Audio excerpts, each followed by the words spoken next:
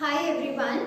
So as you all know कि हम अपने चैनल पे जो अभी रिसेंटली मास्टर कैडर का एग्ज़ाम हुआ है जिसकी आंसर की आपके पास आ चुकी होगी, उससे रिलेटेड जो भी ऑब्जेक्शनेबल क्वेश्चंस हैं उसकी एक सीरीज जो है वो हम अपने चैनल पे अभी रन कर रहे हैं।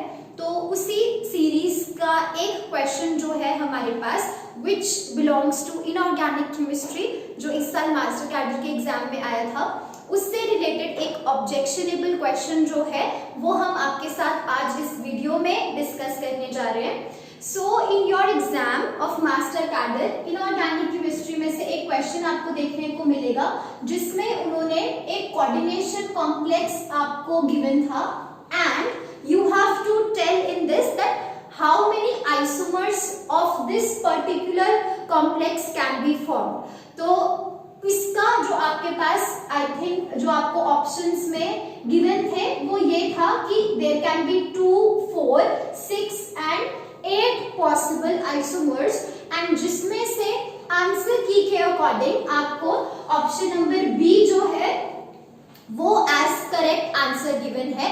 But again this is an objectionable question because इसका आंसर एक्चुअल टोटल आइसोमर्स जो पॉसिबल है इस पर्टिकुलर स्ट्रक्चर के वो 3 बनते हैं and 3 was not given in any of the options.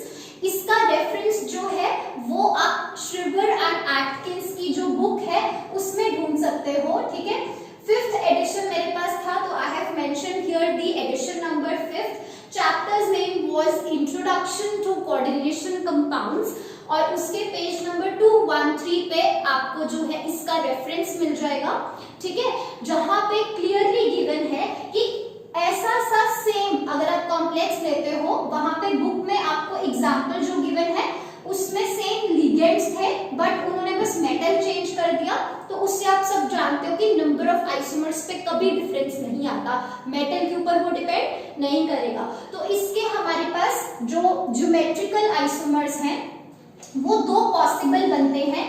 एक आपके पास सिस अरेंजमेंट होती है इस तरह से और जिसमें दोनों क्लोरीन आपस में सिस पोजीशन पे होंगे और एक आपके पास इसका बन जाएगा ट्रांस पोजीशन जिसमें हमारे पास दोनों क्लोरीन लिगेंड्स वो आपस में ट्रांस पोजीशन पे प्रेजेंट है। So these are the 2 complexes which are given in the book. One of them is cis and other is trans। अब ये तो हमारे पास क्या है, सिर्फ ज्योमेट्रिकल आइसोमर्स हैं जो 2 बन सकते हैं इस पर्टिकुलर कॉम्प्लेक्स में, है ना। पर इसके जैसे कि आप जानते हो कि ज्योमेट्रिकल आइसोमर्स आगे 2 तरह के होते हैं, they can be cis and they can be trans also. Geometrical isomers आगे ऑप्टिकल आइसोमर्स में भी हम इसको कन्वर्ट कर सकते हैं, जिसमें आप देख सकते हो कि जो आपकी सिस फॉर्म है दिस बिकम्स ऑप्टिकली एक्टिव। तो this is your trans form and this is the cis form और जो आपका सिस फॉर्म है ये क्या है, ऑप्टिकली एक्टिव एंड जो हमारा ट्रांस फॉर्म है दिस इज ऑप्टिकली इनएक्टिव। तो इसका तो कोई ऑप्टिकल आइसोमर नहीं बन सकता पर इसकी एक मिरर इमेज जो है वो आपके पास बन सकती है। इसकी मिरर इमेज कैसे बनाओगे, यहाँ पे जैसे लेट्स सपोज एक मिरर प्रेजेंट है तो इसकी इस तरह से हम मिरर इमेज ड्रॉ करेंगे। दोनों क्लोरीन्स जो पहले इस साइड थे वो हमें यहाँ नजर आएंगे एंड ये हमारे पास इथाइलिन डाइम। तो एक्चुअल में टोटल आइसोमर कितने हो गए, 1, 2 एंड 3। तो एक्चुअल जो हमारे पास आंसर बनता है इस क्वेश्चन का that is answer 3 but that was not given in any of the option. तो आई गेस इसके लिए सबको ग्रेस मार्क्स मिलने चाहिए। ये आपका एक ऑब्जेक्शनेबल क्वेश्चन बनता है इनऑर्गेनिक केमिस्ट्री में से। जिन स्टूडेंट्स को इसके ऊपर ऑब्जेक्शन रेज करना है वो यहाँ इस गिवन बुक से इसका रेफरेंस जो है वो पिक कर सकते हैं, ठीक है। And from my side all the very best to all the candidates of master cadre exam.